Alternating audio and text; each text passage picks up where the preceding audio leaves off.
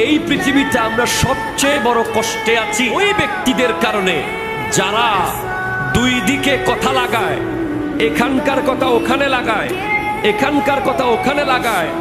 আপনি মনে রাখবেন, মোবাইলের এক লাইন মেসেজও আমানত, মোবাইলের 1 মিনিটের কথাও আমানত। আপনি কারো কথা 1 মিনিট রেকর্ড করে তার অনুমতি ছাড়া অন্য কাউকে যদি শোনান, আপনি আমানতের খেয়ানত করেছেন। আপনি হোয়াটসঅ্যাপের একটা ভয়েস রেকর্ড মেসেজ কাউকে ফরওয়ার্ড করে দিয়েছেন, আপনি আমানতের খেয়ানত করেছেন।